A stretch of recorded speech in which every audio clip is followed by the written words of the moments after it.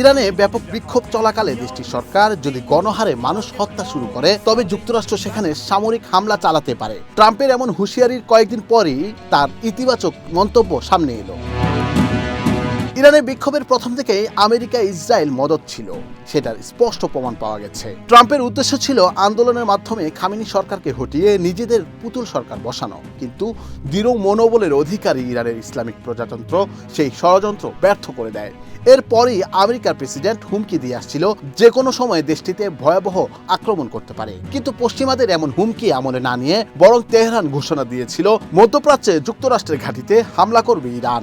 এরপরই নড়ে চড়ে বসে ট্রাম্প, পিছিয়ে আসে সরাসরি হামলার পরিকল্পনা থেকে। ইসরায়েলের প্রধানমন্ত্রী নেতানিয়াহু বারণ করে এই ব্যাপারে, কারণ ইসরায়েল জানে ইরানের হামলা কতটা ভয়ঙ্কর হতে পারে।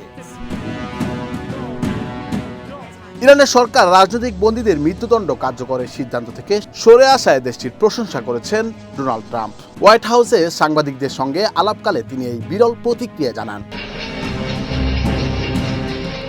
এতে সবাই অবাক হয়েছে। ট্রাম্প আরও যোগ করেন, তাদের এই সিদ্ধান্তকে আমি অত্যন্ত সম্মান জানাই। ট্রাম্প নিজের সোশ্যাল মিডিয়া প্ল্যাটফর্মেও ইরানের এই সিদ্ধান্তের কথা উল্লেখ করেন। সেখানে তিনি জানান, ইরানে 800-র বেশি মানুষের মৃত্যুদণ্ড কার্যকর করার কথা ছিল, যা এখন আর হচ্ছে না। পোস্টে ট্রাম্প লেখেন, ধন্যবাদ।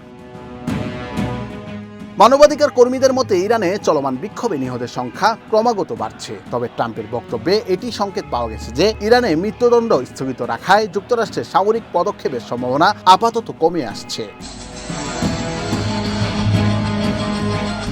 ইরানের বর্তমান জটিল পরিস্থিতির সঙ্গে প্রেসিডেন্টের এই ইতিবাচক মূল্যায়নের তেমন সামঞ্জস্য দেখা যায়নি। তা সত্ত্বেও ট্রাম্পের এই বক্তব্য এটি প্রমাণ করে যে দেশটিতে মার্কিন হামলা আসন্ন বলে যে তিনি আগে মন্তব্য করেছিলেন তা থেকে তিনি সরে এসেছেন।